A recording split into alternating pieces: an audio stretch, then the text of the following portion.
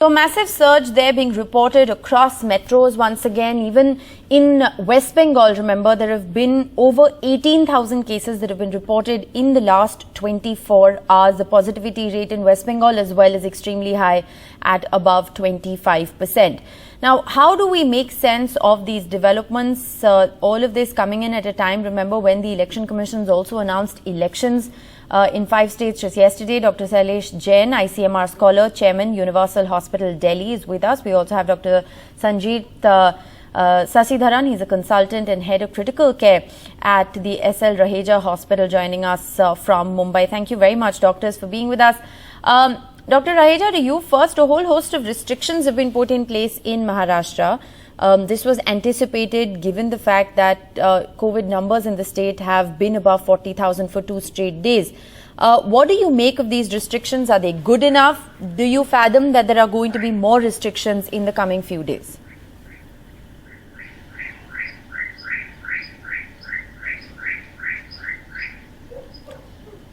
Dr. Sasidhar, can you hear me? Yes, I can. Go ahead.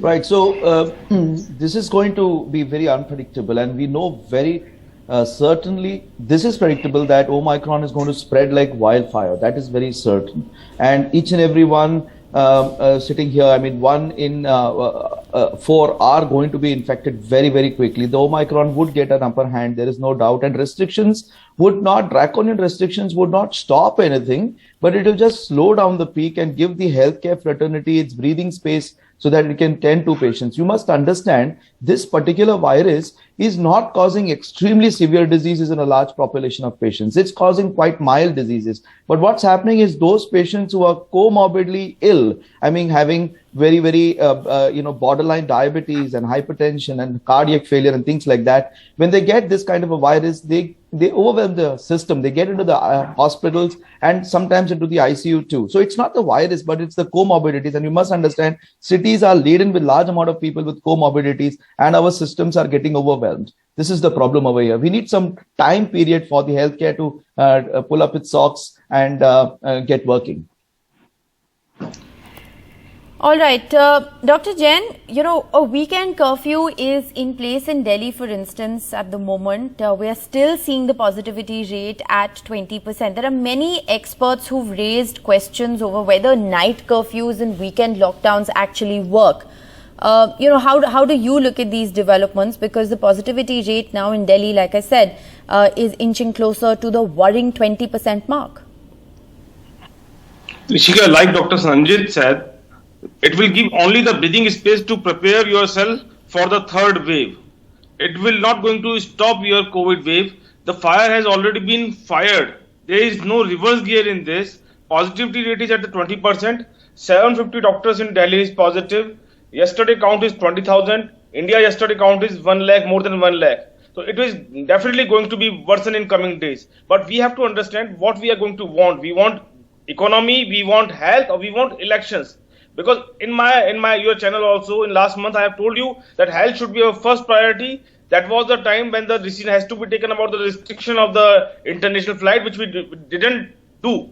In my personal opinion, this night curfew and lockdown will only increase the breathing space for the healthcare workers or healthcare infrastructure to prepare themselves for the third wave. Otherwise, this COVID wave, third wave has to come up. In my personal opinion, by 15th of January or 20th of January, you will see around 6 to 7 lakh cases per day in our India.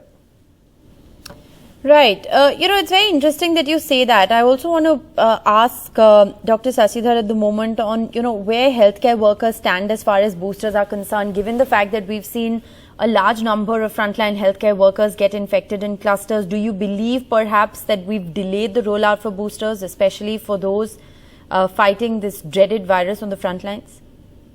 Yeah, so as one of the doctors working on the front line, I personally believe that this is really, really delayed, and we should have got the boosters around 2 to 3 months in advance, and that would have made us more prepared, more ready to fight this wave. And this is what has happened actually. Omicron it's going to do that. It's going to infect everyone, and because we are on the front line and its infectivity and transmission rates are much, much higher, we are the ones who are now getting infected. And if you don't have doctors who will treat you, tell me. The other diseases are also there. We are having a pandemic of the other diseases more than COVID is what I'm feeling, because we just don't have doctors to look after those patients. And that's the entire problem. That's why the boosters should have been up by at least 2 or 3 months before the rollout that we're seeing on Jan 10th.